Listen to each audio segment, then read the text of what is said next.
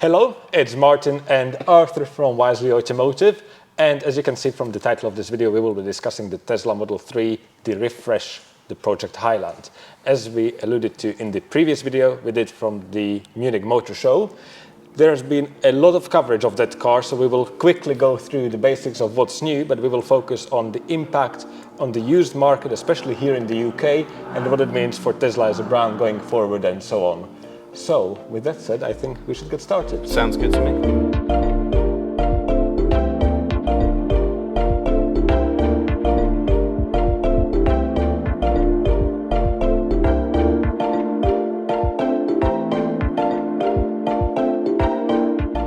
In terms of design, the entire car has been cleaned up, but it's very much still a facelift based on the previous shape, still the same dimensions. Facelift, but it's already been facelifted before. Yes, so this is facelift generation 2. Tesla just seems to do facelifts, and that's their strategy going forward. Okay. Instead of doing brand new cars, they just continuously improve what they have. I guess it's not unusual. If you look at Mini, they've kind of done, the F56 had at least, I think, two facelifts, so it's not unusual. And you've, just for clarity, so Martin's seen the Highland in the flesh. Yes, I've sat in it. The product you saw is the product people in China, is it German? Europe. Yeah, Germany, basically the entire already European getting delivery of, yeah. So the deliveries should be starting in October. We're filming this end of September, so yeah, literally any moment now the deliveries are starting. And these were probably kind of pre-production units, but in terms of build quality, I had a good look around. And as we always discuss, at these motor shows,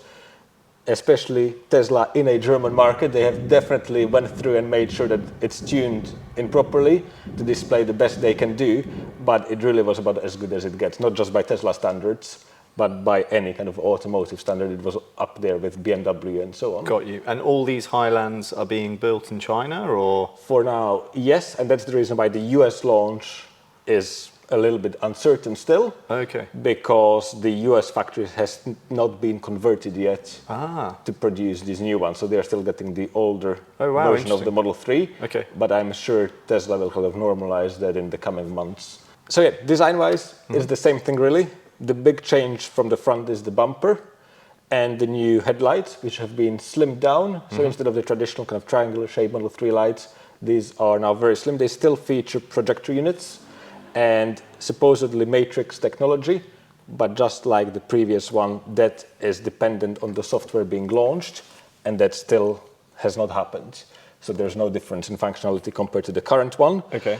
The side air kind of breathers have been removed, yet supposedly because of some other changes to the shape of the car, like for example the bonnet has a tiny scoop which you can't even see in person. Right. It has improved the aerodynamics. Okay. So even though we are talking about the same car underneath really, with the same batteries, the same motors and so on, it does get better mileage and you will get more range from the same amount of charge. So that's nice, and it just shows that Tesla is kind of continuously refining these cars to make them as good as possible. Okay. The other reason for the heavy focus on aerodynamics is because Tesla has really listened to feedback, at least it seems like it, and it's a focus to really improve noise levels in the cabin. Right. Both from external noise and kind of noise from the inside, and we'll get to that in a second. Okay, fine. I was going to say, it's not really something I've ever sort of found to be a problem in a Model 3, have you? It depends on the road surface. Okay. And I think especially if you drive at faster speeds than 70 miles per hour, which is obviously the national speed limit in the UK. Never done it. But if for kind of German and mainland European customers, they can get quite loud at kind of 130 kilometers per hour and above. Maybe it, like you say, it must be high speed stuff. High speed stuff, and over rough surfaces you would get a lot of noise through the wheel arches and so on. Okay. And that has been supposedly addressed. So we will have to wait and see until they get on the road and they will get properly tested. But it's nice to see that Tesla actually listens to feedback and they are not just kind of doing their own thing. So this, just before we move on from design, so this design's now probably with us for 3-4 years? Yeah, minimum, like, because especially if you consider the previous facelift, it really was more of a tech lift, but exterior-wise, other than subtle trim changes, it was the same design, and that was with us for quite a while. So yeah, this should stay the same for a while, and it will probably trickle to the Model Y as well at some point in the future. Like the lights and everything, right? Okay. Yeah, from the side, it looks pretty much identical to the previous car, very little changes. The wheels are slightly different. Both the 18 and the 19-inch wheels have a new design. They both now feature aerodynamic covers. And interestingly, the 19-inch has a new tire choice, and because of said tire choice, the top speed has been dropped. So it used to be, I believe, 235 kilometers per hour, and now the top speed is about 200 kilometers per hour, because the tires are not rated for such a high speed, but they are a bit more comfortable. Right. And again, focus on quietness. Okay. They should be a bit quieter. Still again. Michelin, or? The 18s are Michelins, Yeah. but the 19s are not. I believe they are Hankooks. It's one of those things that in the past people used to go for the 18s because of the added range. And now I think with the superior tire being on the 18-inch, I think there's very little reason to upgrade to the bigger alloys other than purely for the looks.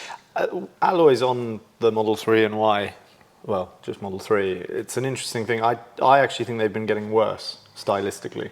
I think the early performance wheels, what do you call them?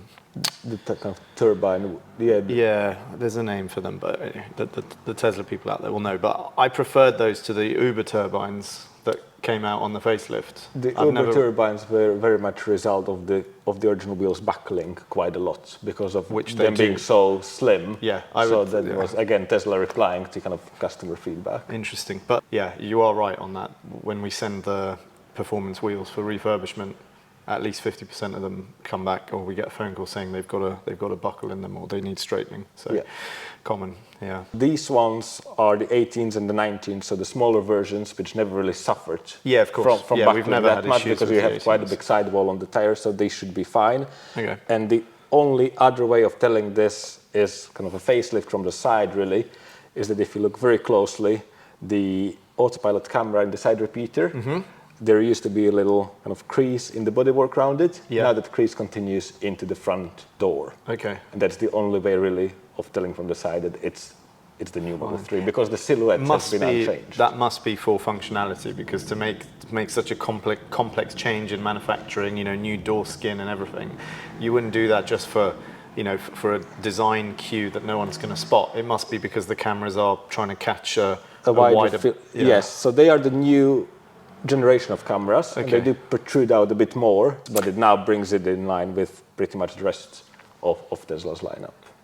Cool. From the rear, again, just minor refinements. You've got a new light design, and the lights are no longer split between the body and the tailgate, so it's a single piece and it's built into the tailgate. So as that opens, the entire light goes up. Yeah. It's a slimmer, kind of more sleeker design, but obviously because of regulation reasons, just like on the i3, there's now a second set of lights in the rear bumper which illuminate when the tailgate is up for safety reasons. So if you're pulled over on the side of the road, and you open the tailgate, someone doesn't need to have something. Exactly. I wonder if a inadvertent or conscious sort of reason for that is because of the condensation issues on the side. I think so. One of the reasons, and supposedly to make them look a bit neater and avoid alignment issues, because especially with lights, anything which is alignment related, especially when you turn the light on, it will become very obvious.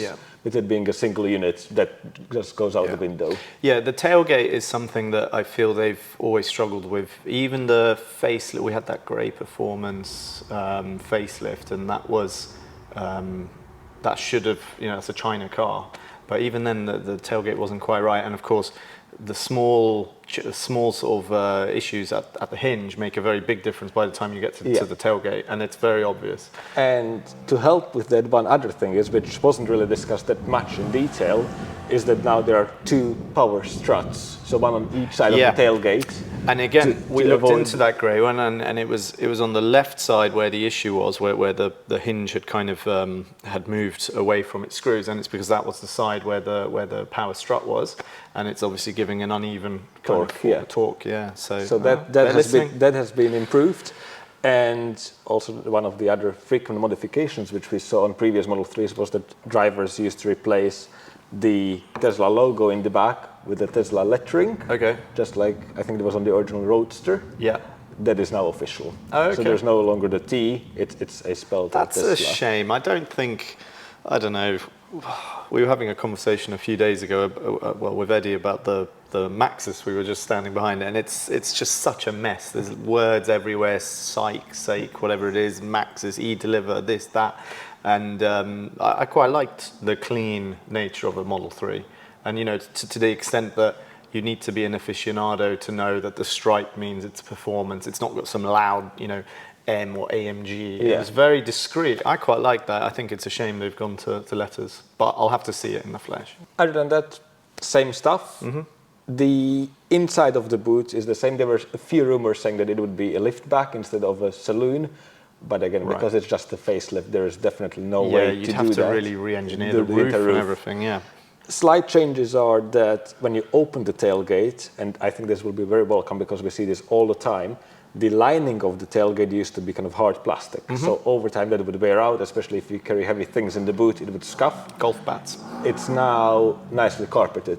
So again, it should help with the noise, and it should also help with longevity. It will stay looking fresh for longer. That's good. And on that topic, all of the glass is now, I don't want to use the word double glazed because we got under fire for using the word double glazed, double pane glass, so with an acoustic layer in between.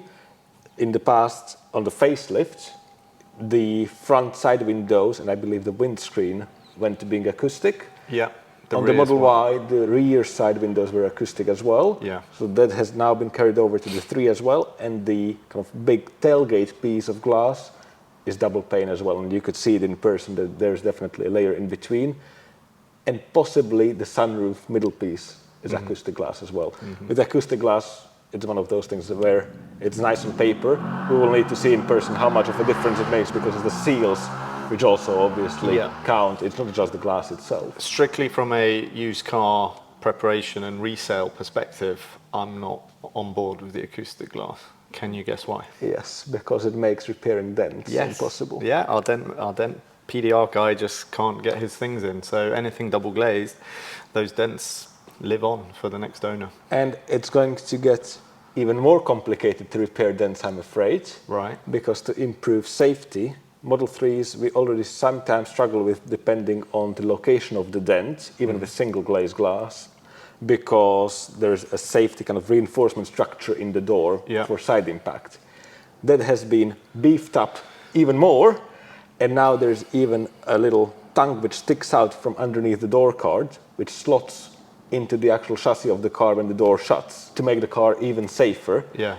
And on one hand, it presents these challenges with kind of after sales and so on, but I can assure you that from all the frameless door cars we have had, when I close the door, it's the most solid feeling frameless car I've ever been in, and that includes the Porsche Taycan we had.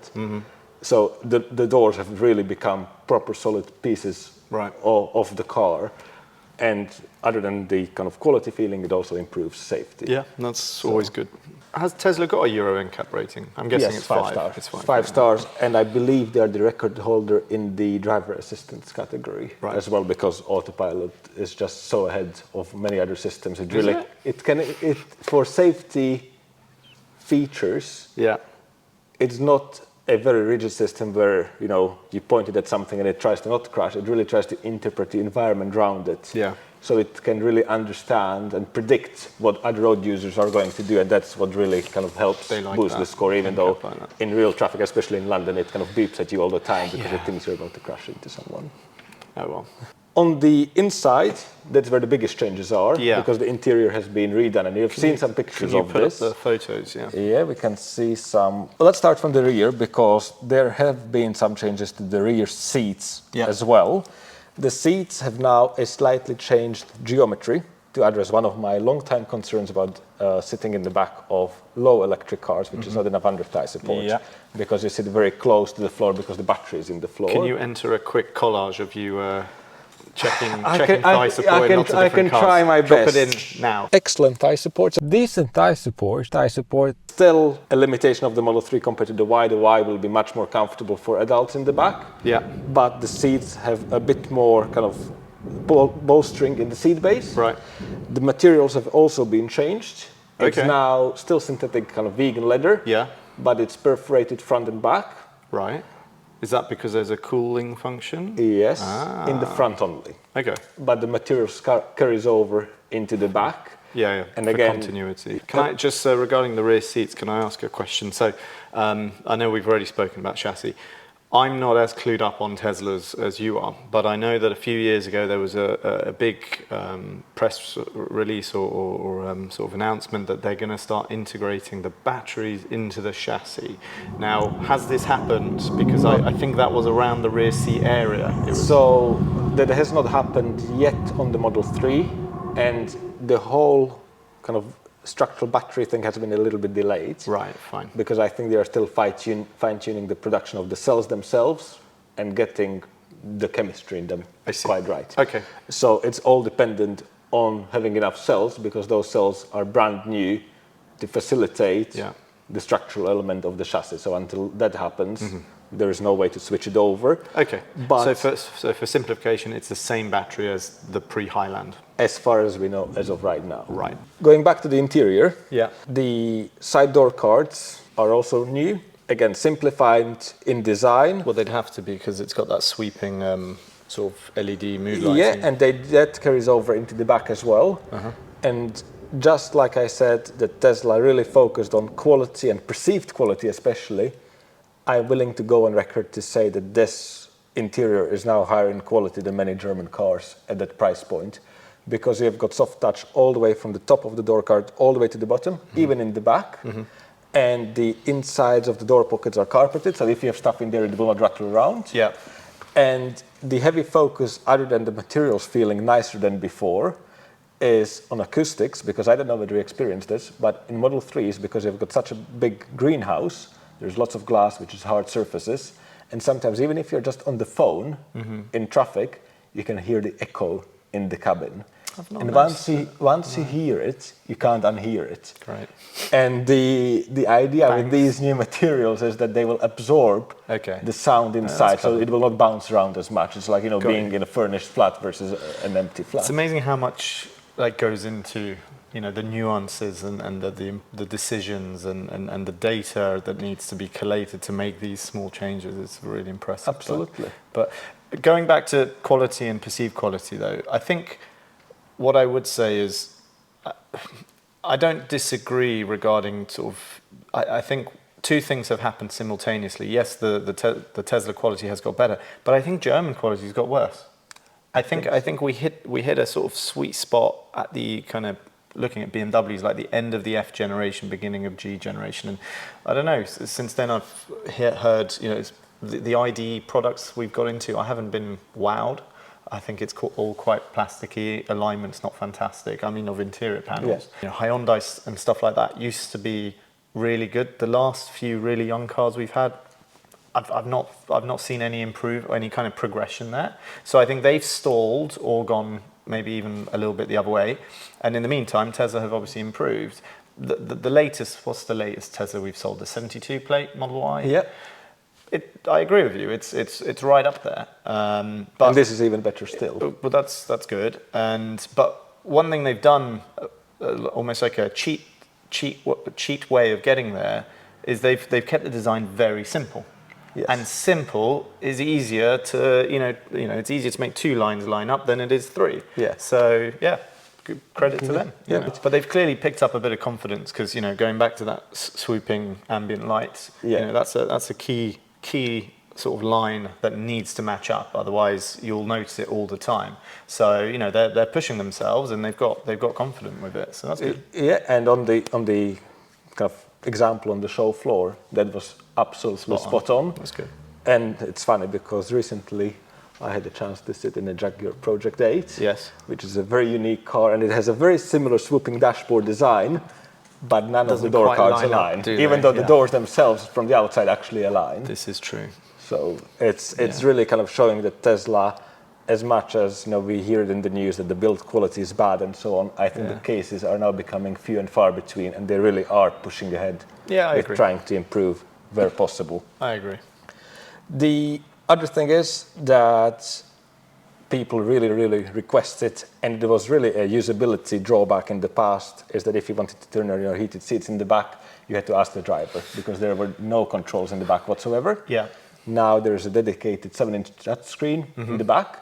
I was quite shocked to see that because it appeared in the Model S and X facelift first, and I thought it would be one of those features to remain exclusive to the higher-end cars. But Tesla brought it back to the Model 3 as well. What's the price of a LCD touchscreen? You would say that, but how much does a BMW business sat-nav screen cost? Yeah, true. £2,000. True. Whereas obviously with Tesla it's going to be a lot cheaper for them. Not the repair kits that we've recently tested. Yeah, that's linked in the top right-hand corner if you want to see how that works. That was a useful little link. But yeah, they're like £100. So yes. I'm sure they cost the Chinese a lot less than that to make. I'm sure Tesla knows how to bring the price down. Yeah. But it now means that you can control the air conditioning system from the back. It's still ventilation only in terms of controls. So it's not a 3-zone climate system. I believe it just mixes the air from the front and pushes it to the back. I've always thought the kind of 4-zone climate and stuff, it's a bit of a... overkill. Yeah, as in, okay, you'll benefit from that direct kind of sort of, I'd say, first wave of air. But shortly after, you're going to get influence in your zone from the other ones. So fine. But it's, so it's fan cool. speed only. A lot of people paid thousands to have some kind of Chinese kit fitted on older ones, and I never understood how it kind of plugs into the brains of the car. There's wiring harnesses exactly under the central console, so I believe it would utilize those. Right. But now it's nicely built in. You can control the fan speed. The airflow direction is very similar to how it is on the Model 3 in the front, so it's all touchscreen controlled, and the kind of vanes move in the background, direct the air where you need it. It still appears that there are no footwell air vents in the Model 3, and I believe that's there again because of the reason of it being a low car, not having enough clearance to kind of pass air vents over the battery, but having the front seats be quite low. If you're smart enough with the way air is circulated, it should be fine. Yeah. Exactly.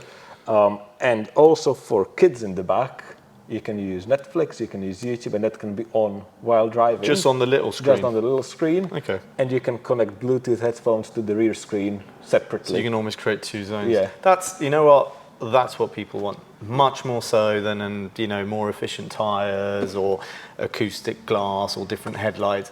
People who, are going on a 400-mile road trip up to the lakes or whatever, they just don't want the kids behind them to bother them, and that's nice. And then you don't have to mess around with iPad things that damage your leather and all that. So no, good. Perfect. The other little details are that the dome lights have been changed.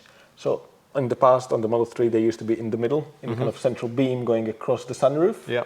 They have now moved them to the sides, which makes a lot of sense because in the past, if you turned them on while driving, obviously the driver would be quite blinded at night.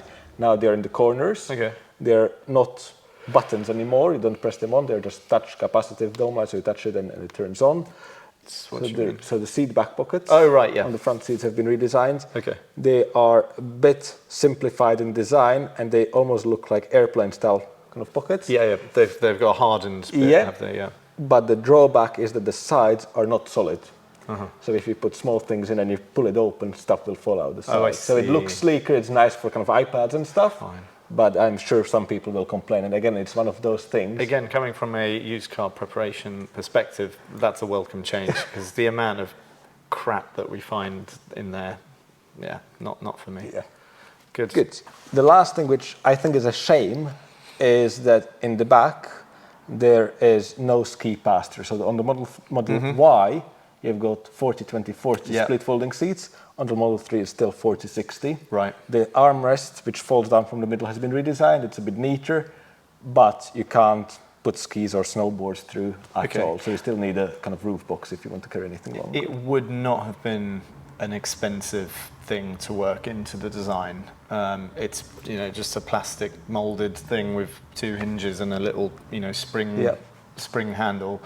But I think we've got to be realistic. They will have lists. The design teams will have a list of hundreds of things they've spotted being mentioned or in their own development, and to cram they've got to prioritize. And if there wasn't enough, people shouting for that, then it's been left behind. And you can get roof racks. Yeah, and I think it's one of the extra selling points of the Model Y being a more family-friendly utility car. Right, because that does have it, doesn't Yeah. it? Yeah, it does, doesn't it? It always rattles. Yeah. Moving to the front, as you mentioned, there's that seamless light strip, which looks fantastic. You can change the color of it. Does it also, is it like ID3? It does things? It's not. It's not. What a mistrick. It's a single color piece.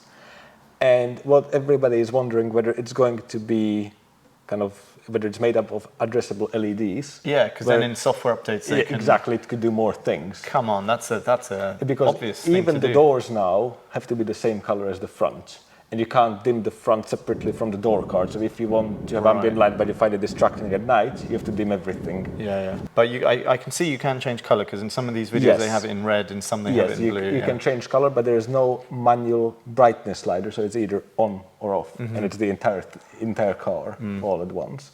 So hopefully that gets kind of improved with software updates. Okay. Front door cards, just like the back, super premium, nice and good, and even the dashboard materials have been improved. Top of the dashboard is soft touch, and even if you continue further down to the kind of glove box area, and even by the steering column, all the way down to the pedals, that's soft touch vegan leather now. Nice. So basically, it's impossible to find a hard piece of plastic in any kind of direct line of sight place at all. Cool. Just 2 color options still. 2 color options, but to make them look a bit more modern, the wood is gone. Yep. So the display car was a white car, so you've got white door cards. Tesla went back to that because for a while they used to be black. So with the white interior, you've got white door cards, but the top of the dash is kind of dark gray.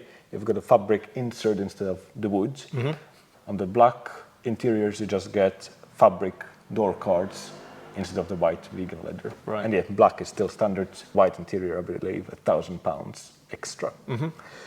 Was 1,100, so I think it's going to be the same as before. Whatever it was, yeah.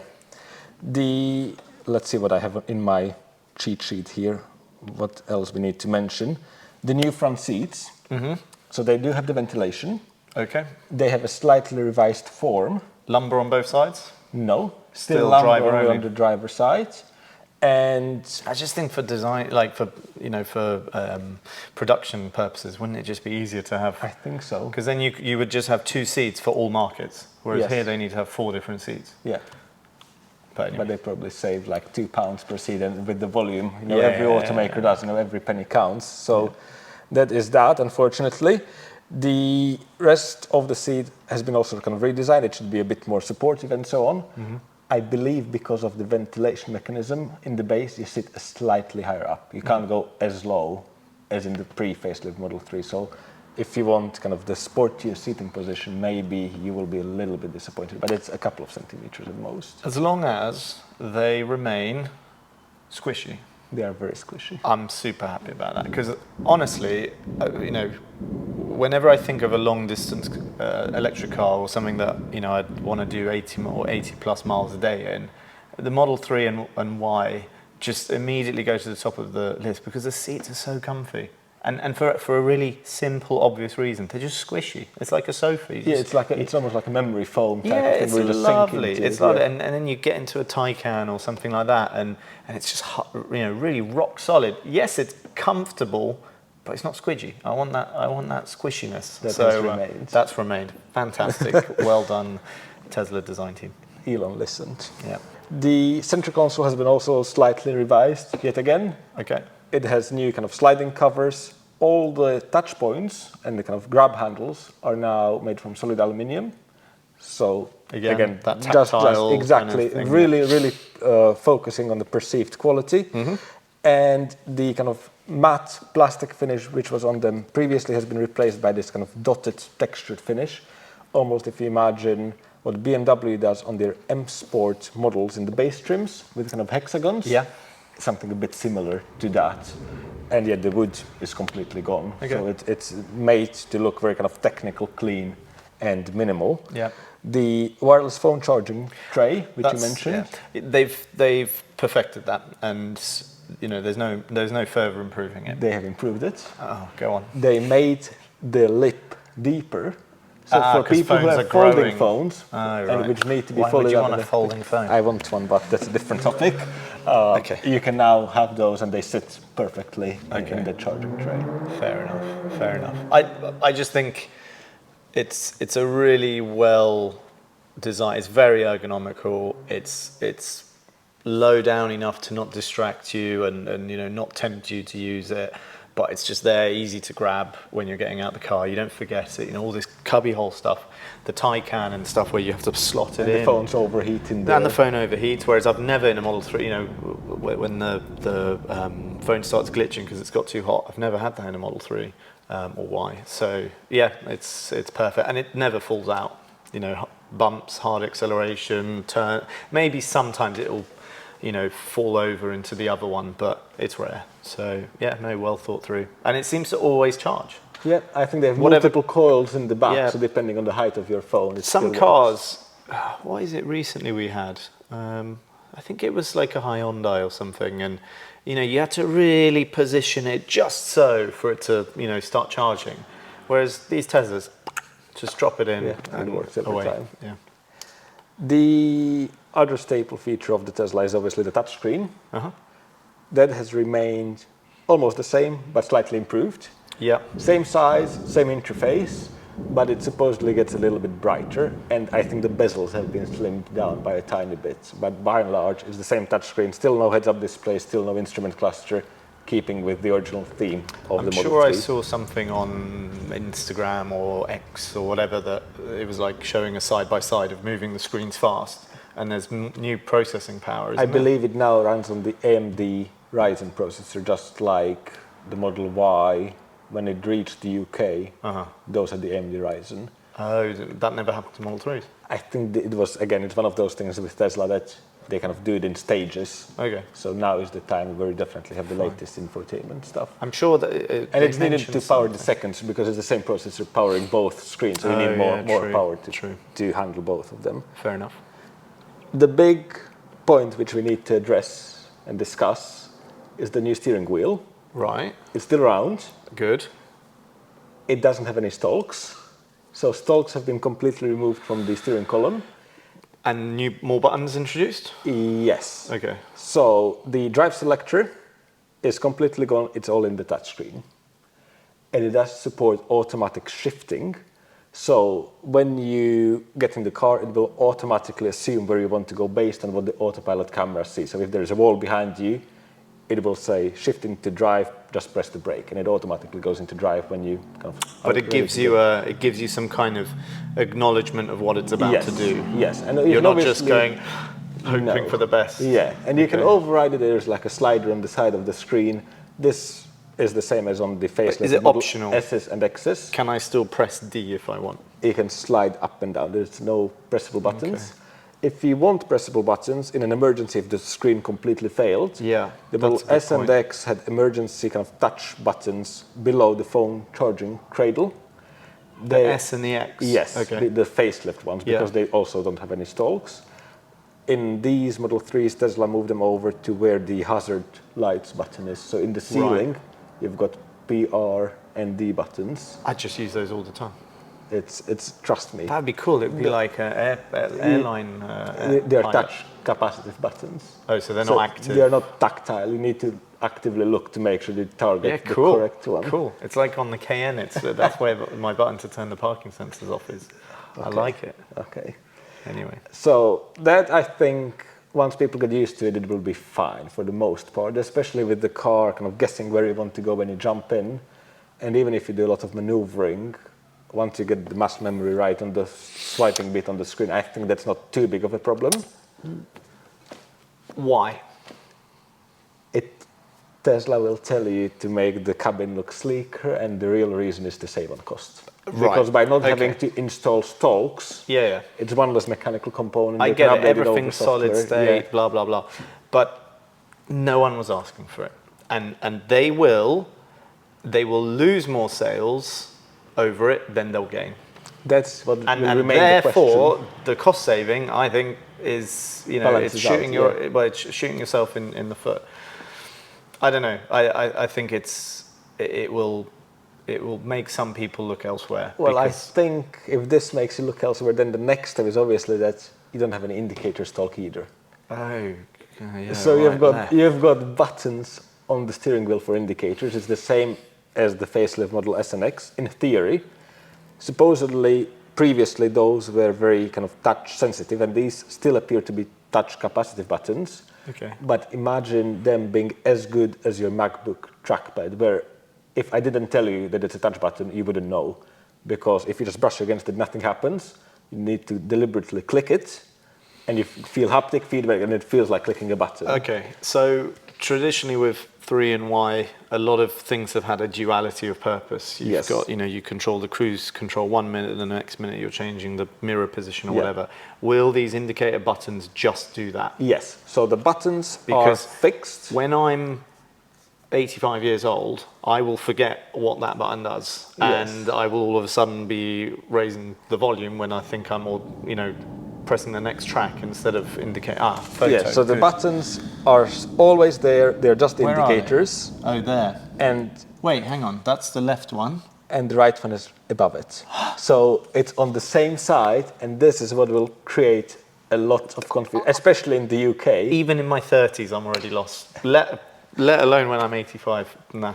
Because I think this is really designed for the US, where coming into every intersection, you indicate once a year. And coming into every intersection, you have your wheel straight, so it's very easy to know which button you are pressing. But in the UK, with a lot of roundabouts, think about it. You're going on a slip road that's joining, and the steering wheels. This is bad. This will create a lot of confusion. This is bad, and at the very least, have had it left on the left, right on the right. Although then you'll be in a situation where you're in a car park or something. Aye. So that will remain to be seen how that works out in practice. The scroll wheels are still there. Someone out there is working furiously to create a stalk retrofit. Yes, and I'm sure that will happen, because you can use have you heard of the sexy buttons? They're kind of aftermarket buttons. Yes, you can I've seen add on. I've seen them, yeah. I'm fairly they sure work through Bluetooth or something. I think so, and I'm fairly sure they can control the indicators as well. So if that kind of API link exists into the infotainment, I'm sure someone will come up with aftermarket stalks. What a shame. Yep, because otherwise the steering wheel, I think it looks much neater. We were on such a high, everything was going so well, and now you've dropped this bombshell. Yeah, the other thing which Tesla somewhat listened is that in the Model S and X facelift, even the horn was a touch capacitive button on the steering wheel instead of it being in the middle. I can see. Now they've moved it to the airbag, so that's the normal horn again. Yeah. And the other touch buttons are for your cruise control, your wipers, and so on. Yeah. And you still have the physical scroll wheels. To be fair, a horn would almost not be out of place as a button. Cars, old Land Rovers have the horn at the end of a stalk. Ferraris, some Ferraris have a button on the steering wheel. That's not unusual.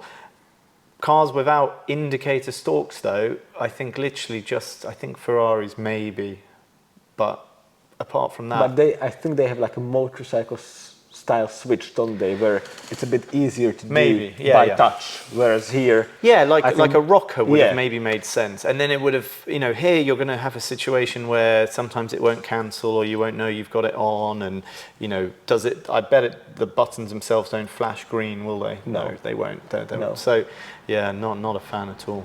What I think will happen, because there's lots of speculation about people complaining that it's not suitable for Europe and so on.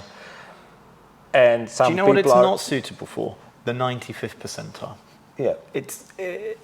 Most people, and also think about this, a lot of Teslas are part of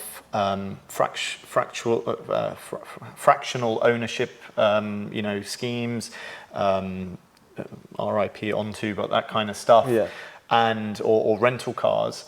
And these are people hopping into a BMW 3 Series one day, and then the next day they're in a Tesla.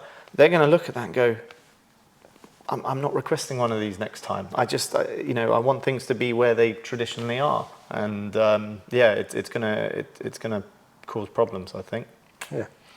What I think the solution will be, because as I said, people are kind of wishing almost for the stalks to come back, but given they haven't come back with the Model 3, in fact, Tesla removed them after the Model S and X facelift, even though those cars have been on the roads for, I think, 2 years now.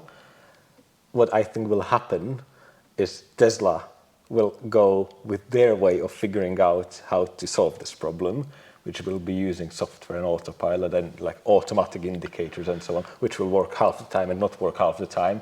But in these areas, you have to think of Tesla like Apple. They're quite stubborn in some ways. And once they commit, they commit. It's creating yourself a problem where there wasn't one. You know? And actually, I always thought Tesla stalks were very well thought through. And quite good quality feeling-wise. And I often had moments where I was like, thinking, actually, 2 stalks is all you need. Everything's there. And, given one also does autopilot. How will you do that? How will you activate? There's a button. There's a cruise button on the right side. So you double of the press it steering to wheel. do. I think you press in the hole or something like that. Exactly. It's just and we're the schmucks who are going to have to sit here and add an extra half an hour to every handover explaining this. Because Tesla don't do handovers. No. But when people come to us to buy second hand, they don't expect us to just throw them the key card and off you go. Yeah. We're now going to have to explain this, and we're going to have to deal with the reaction that you've just experienced from me, going, Yeah. On a slightly more peculiar side, correct. On the right side, even worse. It gets possibly better. Okay. Because this Model 3, just like the latest Teslas, also does not have parking sensors, which was also a very questionable omission. And I think unanimously sort of disagreed with. Yeah, as in, for the most part. It's clever in a sense because the cameras are on the sides and they do the 360 view. So it can show you the sides, but no one said, I've just got my new Model Y and I'm so pleased it doesn't have parking sensors. That's true. It was cost cutting 101 and that's all it was there for. And weren't there rumours they'll be coming back? Which will create this kind of rut of cars, which will be sort of unsellable on the used market. But anyway. No, but so like you say, they're stubborn. I think they are committed now. Yeah. What is a big drawback? But sorry, can I just say, when we're buying, when I'm sort of sitting on auctions, I will, like 72 plates, Model Ys, I'll be zooming right in to see if it's got the parking sensor, and I'll be paying more for the older car. Because we know that we've got a formula for writing the adverts, and we can make a big point of this is the one you want. Don't look at the one for the next one up, which is a month younger or a 23 plate, because that one doesn't have parking sensors, and good luck living without. So yeah, it makes an effect on the used market. It does. Yeah. The biggest problem with them is obviously that there is a massive blind spot in the front, and especially that's the area where the car is not very accurate. With the reversing camera, at least, if you get used to using the reversing camera, you can see what's behind you. Whereas in the front, on a Model 3 or any Tesla, you don't have a 360-degree camera. Yeah. So you don't exactly know how far away you are from a curb or something like that. With this Model 3, there were rumors that there would be a front bumper camera. On the display car, that was nowhere to be seen. Mm-hmm. But one of the buttons on the right-hand side of the steering wheel is a camera button. And for now, when you press it, it brings up the camera feed on the center screen. What a weird thing to sacrifice one of 6 buttons for. So I think that's getting ready for it having a front camera at some point. Right. Because again, otherwise there is no point of putting that in as a button. Yeah, nobody needed a rear camera when you could have put the right indicator button on that side. Would have made perfect sense. So I think front bumper cameras are coming just at some point in the future. Still no radar. Return to radar, no. Supposedly no. I haven't been able to take the front bumper off, so I can't tell you. Why couldn't you? I know. We send you to these places, Martin, to go right. In fact, I haven't told this to you, but I basically got kicked out of there. I was there for so long that I got kicked out. Brilliant. So I tried my best to get all the footage and as much info as possible. Very good. So you're blacklisted now from the Munich Motor Show? Well, Paris next year, so it's fine. Fair enough. We discussed the indicator situation for long enough. The other little touches are that the glove box is now electromagnetic, so there's no longer latch. So when you press the open glove box button in the infotainment, it's literally just a magnet which pops it open. Okay. And I think Tesla is one of those manufacturers, they like using magnets. And I think it's very clever because it's a very simple way to reduce rattles. And we know from i3s that the glove boxes can rattle, and it's very difficult to fix. And the fewer kind of little mechanisms you have. We've got it nailed now. Yeah, we will have possibly a video on that in the future as well. Buy from us to ensure you don't have that rattle. It's not a retrofit, and you have to get the car from us. Of course. Yeah, but no, I agree. But it just simplifies everything, and it's a very clever way of doing things. Yeah, I think that's it on the kind of inside, outside, what you can see. The big questions are the technical questions, and that, as I said, we will need to drive the cars to be able to assess those properly. Yeah. There's an upgraded sound system, which I haven't been able to test out because in these demo mode situations, the Tesla limits the maximum volume of the cars, and there was so much noise anyways that there would be no conclusion from that test.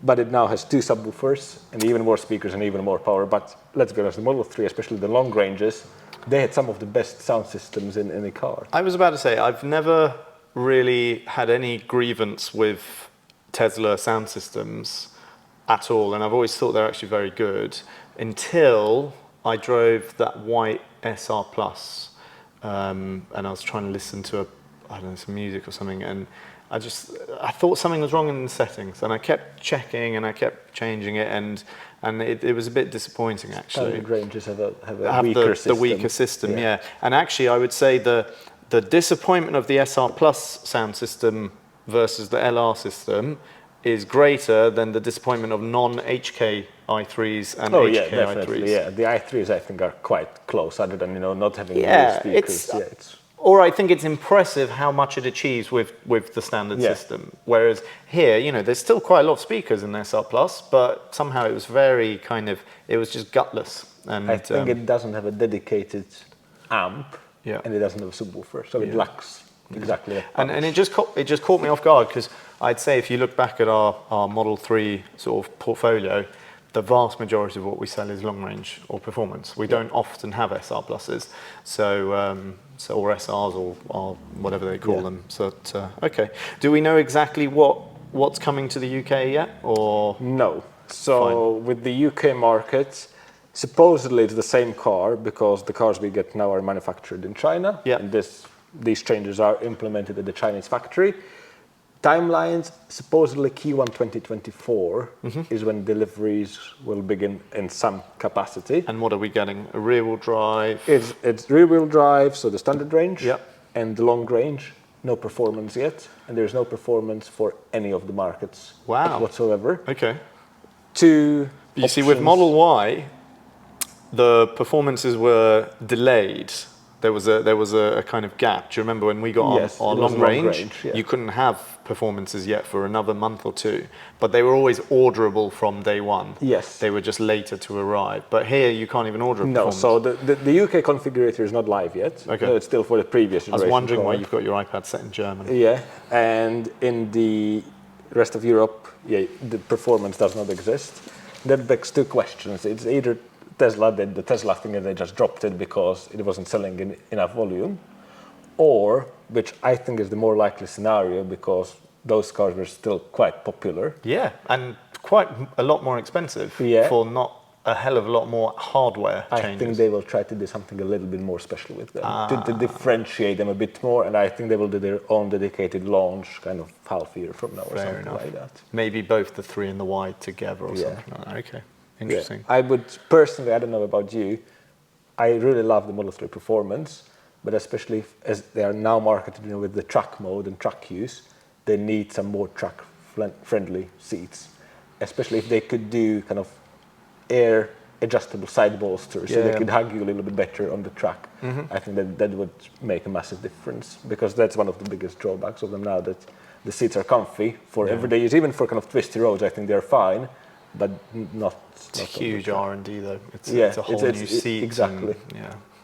But okay, fair enough. So and the ranges are the same as basically the last pre-Highland cars. Well, the batteries are the same, but because of the added efficiency, it's a bit better. It's a bit better. I believe up to 10%. But yeah, it's all about comfort. Do you know if acceleration boost is still available?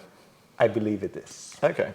So what I reckon we'll have is an increase of people getting long ranges and adding that. Absolutely. And creating these kind of stealthy performances. Yeah. It's just that with the performance now, you don't just get the power, you get the better brakes. You get the track mode, which you do not get with the acceleration boost. Carbon fiber that doesn't fit well. Yeah, and stuff like that. Calipers. Yeah.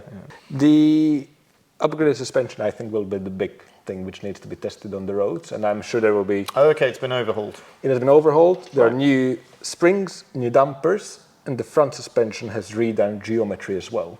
So it should be more comfortable without too much of a compromise on stability and handling. I don't think it's ever been bad. I think the pre-faces, they used to be a little bit kind of harsh on broken roads, and you can feel that with the first facelift. Model Y, they're I think harder than they should be for that class of car. Exactly. And with the Model 3 first facelift, they got a bit softer. The Model Y also got a little bit softer, kind of. Oh yeah, they in responded. The background. They responded, yeah. And I think this is one step further to kind of match the Germans again. I think the Germans are very much in Tesla's sights. Yeah. Because with the interior quality improvements and trying to match the tuning, which is one of the things the Germans are really kind of known for, to make cars which are comfortable without being wallowy and still nice to drive. Squidgy but sporty. Yeah, that's what I like. I think that's where Tesla is trying to go, and we will see in practice whether that happens. Other little improvements throughout the car, but the one thing which didn't get picked up much, which I think is quite exciting, and you will not care for this at all, is that they now have ultra-wideband antennas. So if you think what your iPhone uses for finding AirTags, where if you lose it and you're close by but you want to know where it is, your phone can tell you exactly how many meters and which way to go. It's going to hopefully work better for the Tesla app, squarely aimed at making comfort access better. Because now it was relying on kind of old Bluetooth technology and multiple antennas and trying to figure out where the phone is. Whereas here, if it's kind of relying on these much more precise signals, it will be able to exactly tell, where the phone is, whether to unlock the car, which doors it can unlock, and so on. So, it will just future-proof it nicely. Fascinating. You don't care at all. Yeah, so I think that's it in terms of the changes. Okay. What you are really here for is to kind of tell us the impact on the used market. I'm here because I like the tech. After 2 hours of talking, people would be bored of your voice. Of course. No, I think I'm really shocked by the indicators. That's my kind of sort of takeaway point, which I think is going to cause havoc. And I like, to the extent I think some kind of legislation. Enforcement needs to come in. I just don't think it's safe. But yeah, we will see. I think what will happen is that people will just not indicate in roundabouts. How does it work? Like, surely the car needs to go through type approval. Yeah. I'm guessing that's happened already. It's a button. Yeah. That's happened already. Technically, just like you said, with Ferraris you can have a button. Yeah. It's that it was never kind of really put onto a mass market car. Yeah. I think overall, impressive visually. I like it.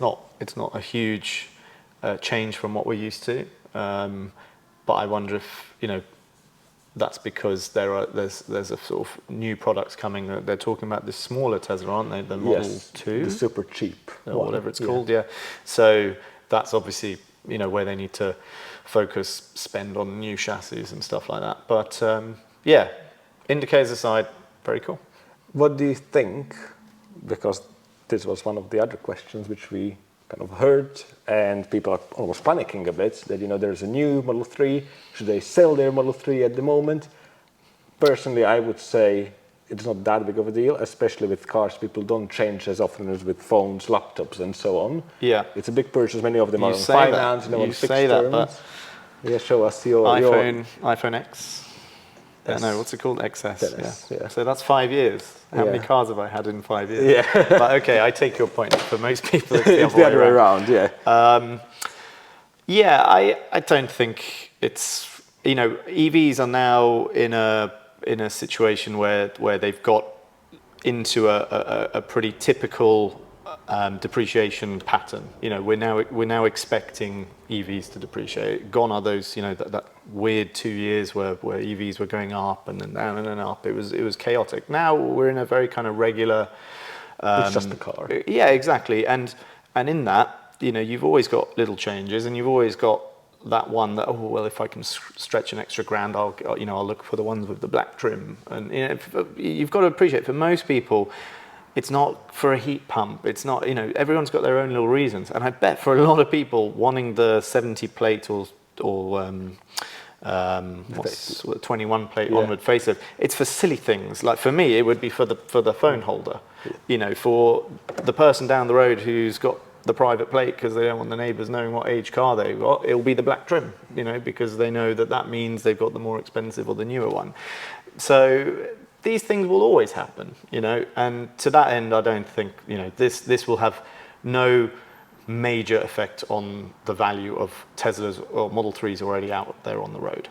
I think, I hate to say it, if anything, actually, it will push Model S and Model X values down even further, because that technology is now archaic in comparison to this. And we're already seeing sub 20 grand Model S's, loads of them. But all of a sudden, that seems like even quite expensive. So that might actually have a bigger effect. But your 2 to 3 year old or 1 year old Model 3s, no reason they should just all of a sudden start depreciating more than they are anyway. So yeah, I don't think it's a concern. I'm certainly still going to be buying them up. And also, to a certain extent, anytime there's a new product announcement, anytime there's a new version, new model, there's a bit more PR, there's a bit more press, there's another road test, Matt Watson drives another car, people watch that at dinner time on YouTube. It generates awareness, and they'll go watch that Matt Watson video of the 45 grand played or new feature car, and then they'll go, well, actually my budget's 20, let's go on Auto Trader, oh, actually I can get this one. No such thing as bad publicity. Yeah. So yeah, I don't think it's a bad thing. Disclaimer. Yes. We can't predict the future, so don't take this as financial advice. Yes. But you have a lot of kind of motor trade experience, so I think you're the put a little small print at the bottom. I don't want any law cases, but yeah, I can't see any reason why it'll affect things sort of dramatically. The other question is, if you're wanting to buy a Model 3 now, or do you want a new one? What should you do? What do you think? Well, so this is different, because you're asking that person who has 40,000 or 40 to 50,000 pounds to spend, and maybe has a open time frame on when to spend that. Maybe they own their current car outright, and so they're not ending a lease at some point, because that segment of people, they don't have a choice. Their lease car goes back in December, and they got to get the new one. Typical, sorry, that's how it is. It's just like the people who bought iPhone 14, 13, whatever the last one was, 2 weeks ago. Like, that's just how it is, If their phone, they broke their phone 2 weeks ago, they bought the old one. So those people kind of are irrelevant. But those people who have an open timeline, well, I think, you might actually find that if you then get quite granular and look within that segment of or that potential pool of buyers, there'll be a proportion who will go, crap, let me quickly grab one of the last ones because I'm not living without stalks. So to that end, all of a sudden you've got a bit of a split on what those people are going to do. And then, there'll be the diehard, people who always want the latest technology and try the latest things. And if that's your thing, if that's what, floats your boat, hold out and buy it. Obviously, this is very much a current thing, but at the moment, 0% APR on the Model 3s are flushing out before the Highlands arrive. We don't know how long that will last. Yeah, I assure you it won't be on the Highlands. Another little small print there. But that's all manufacturers do that, traditionally to flush out old cars, and then the new car will be back to, it'll still be low rate in the grand scheme of things. These things are still subsidised, but those kind of real sort of hooks and things manufacturers do to try and get rid of those old cars, that's not going to present itself on the Highlands. So it's what floats your boat. Do you want the latest technology and don't care so much about how you're purchasing it, what APR you're purchasing it at, when it's going to arrive, and also what features, and you could go further of sort of pool of people I was talking about who go, oh, no stalks, they might then do a bit of research and go, actually, I've read somewhere that there's almost a unicorn, which is like mid or late 2022, where I can actually get parking sensors as well, and that car's still got another 1.5 years of warranty. So actually, I'm going to look there. So yeah, I think there's a car for everyone. Every time we buy a car, we have cars in stock for years. Look at the Model X. Yes. But that car, just like the other Model X's that were also in stock for years, they found a home, and every car will find a home. So yeah, I don't think it should be a concern. And if you own a Model 3 of any age and you're content with it, don't worry about this. Don't feel like you have to rush out and sell it quickly, because that in itself will cause problems. But yeah, if you like it, if it's come the time, just like I can't stretch this any longer. Stretch this out any longer. I'm literally, in fact, can you put me on charge because I'm on 10%? That's it. I've pushed the limits. Now now it's time to upgrade. So I think that's a good kind of positive message to end the video/podcast at this point on. Is this a podcast? It's kind of a video podcast. Okay, we had the chat on camera. Yeah. That's what happened, because we haven't really kind of discussed this before filming. These are kind of our initial impressions. No, and I've purposely sort of not researched it. I wanted that was really my true reaction to a lot of those things. But yeah. Yeah, you have to keep in mind that when you are buying a car, phone, anything like that, when you were buying it, you were happy to pay that money for the product you were getting. Yeah. And the new one doesn't change that. That's true. It can get better and so on, but your current car is the same. And in fact, with the Tesla, it's probably better because you're getting those software updates. So some of the new features which make it onto the new cars, they get pushed back. And that's a key thing, actually. With Teslas, just to repeat the point, often you buy that 70 plate, but you'll be getting a lot of features which weren't there in 2020, but are there now because they're supporting those cars. And I think that's very cool. Exactly. So yeah, I think that's it. Let us know in the comments what you think, firstly, of this video format. We have done last year. We haven't done any since, so hopefully we will try to do this a bit more regularly. I think one person got to the end of the last video this long. So if you have got to the end, please comment below, and you'll get a free Tesla Model 3 now. And yeah, let us know what you think about the car itself, and especially the indicators situation, because that really divides opinion, and we want to hear what you think, whether you would be happy to live with it or whether you would go for one of the youngest previous generation ones, which are still in warranty, still fantastic cars, but a little bit more traditional. Yeah, and to help answer the question you pitched, if you are a current Model 3 owner, state what you've got and what you think of this. Do you want to, do you find it tempting, or is it something you're going to kind of wait and see how it pans out? Lovely.